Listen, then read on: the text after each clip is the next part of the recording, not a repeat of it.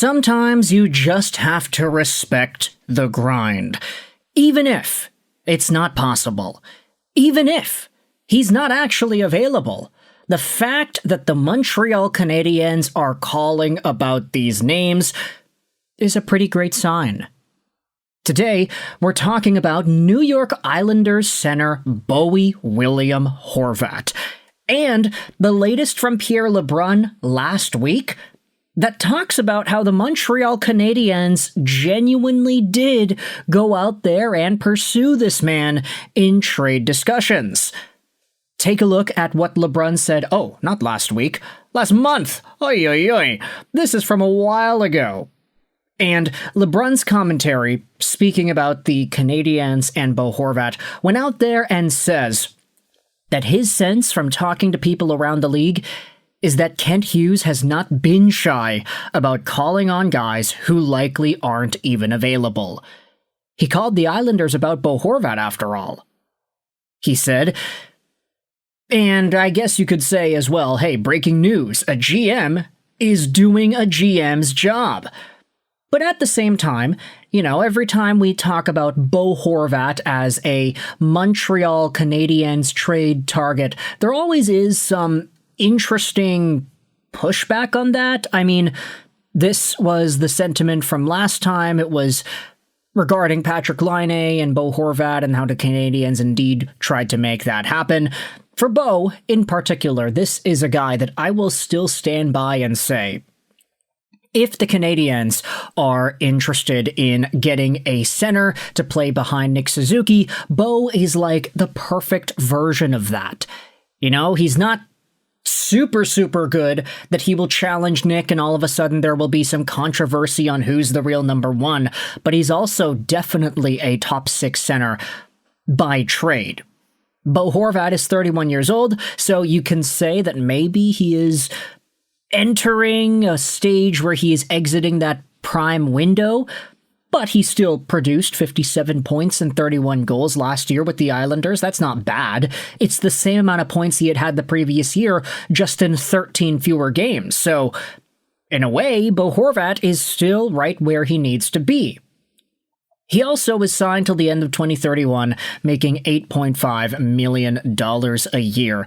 And that's a totally fine dollar amount in today's NHL climate. Sure, the idea of Bo Horvat going over to Montreal and making more money than Caulfield, Suzuki, and Slafkovsky is quite ridiculous. But as we had spoken about in the previous video a month ago, Patrik Laine was essentially doing the exact same thing.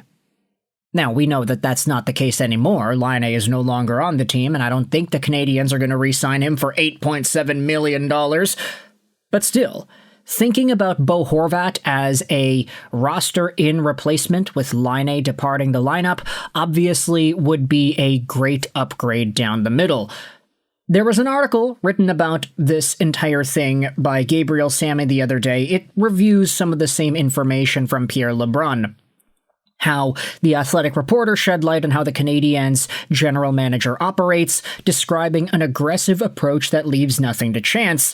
His observations came from conversations with people around the league. This says a lot about the mindset of Kent Hughes. Calling about an established center like Horvat, even with no indication that he is on the market, this writer says it takes guts. Kent Hughes keeps pushing the trade market. A lot of GMs wait until a player is officially made available before picking up the phone. Hughes gets out in front of it. It hasn't paid off so far this summer, but it's clearly a strategy that can deliver results over the long term. You never know when a situation might change, and being the first to call can make the difference. Hughes is clearly exploring every possible avenue. That aggressive approach also explains why so many names keep being linked to Montreal. A GM who calls around the league is bound to keep the rumor mill moving. Still, most of those calls haven't really led anywhere for now. And that is a process that I really appreciate from Kent Hughes and the Canadiens. And hell, you could even say this extends back to the previous regime too. Marc Bergevin was always getting involved in trade rumors with essentially everybody noteworthy that was on the market. And now you're seeing a similar thing with Kent Hughes where all the top guys, it's Dylan Larkin, it's Pierre-Luc Dubois, it's Mason McTavish. A lot of these guys, especially the ones that happen to play center, they get linked to Montreal somehow or another. And for Bo Horvat in particular, this is one of the stronger names that you can add down the middle if you are Kent Hughes and Martin St. Louis. Although the question still does remain from the Islanders' POV, why would they want to trade away Horvat? What's their goal here? Do the Isles want to contend now? Do they want to be a team that is in the mix and trying to win a Stanley Cup in the grand old 2027? There are already rumors about Matthew Barzal's availability on the trade market, and don't even get me started on him, because we've already made a bunch of videos like, hey, guess what? Matthew Barzal learned French when he was growing up in BC. Where was he? Coquitlam, is that correct? Yeah, Coquitlam, BC. He was in French immersion, and the idea was his dad wanted him to play for the Montreal Canadiens one day. Even if it isn't Montreal, Barzal, very much somebody that has been thrown out there in trade rumors. Bo Horvat as well.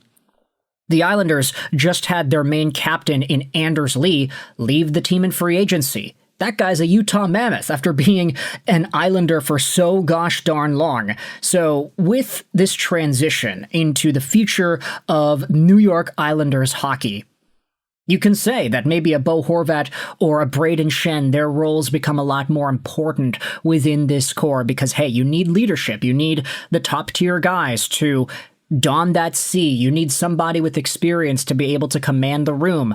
Matthew Schaefer is on his way to essentially doing that, but guess what? In the interview that he made just a few weeks ago, he was like, yeah, I don't necessarily, need the captaincy. I'd be honored, but we got a lot of good leaders in the room, which, ironically enough, makes him seem more fitting as a captain. I've already made my thoughts known about Matthew Schaefer over the past few months. This guy is a gem of a human being. And the fact that he even directly called out Bo Horvat and Braden Shen saying, yeah, those guys were captains on their other teams too. They're good candidates. Why not go to them? It obviously puts a level of importance on Bo that he hasn't necessarily had since his days with the Vancouver Canucks. You also have to remember that he was bred up with the core that was essentially exiting the prime days of the Vancouver Canucks. When Bo Horvat made his debut with the team, you still had Alex Edler, you still had Kevin Bieksa, you still had the Sedins. Luongo was already gone. Yeah, he was already out by then.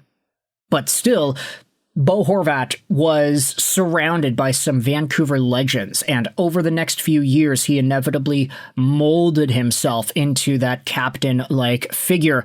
Sure, say what you want about his attitude towards Vancouver upon his departure. The "I'll tell you that for free" comments in the media in New York definitely rubbed some people the wrong way.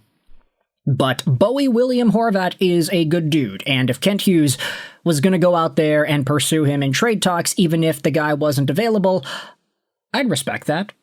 I'd like that. I'd want to see the Canadiens get this guy.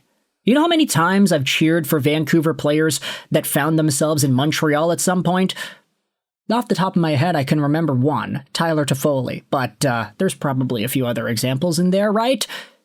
Either way, you can let me know your thoughts in the comment section below. How do you feel about Pierre Lebrun'S commentary from a while ago? Is Bo Horvat a reasonable Canadiens trade target in your opinion? Let me know in the comments what you think. I hope you enjoyed this video. And bye.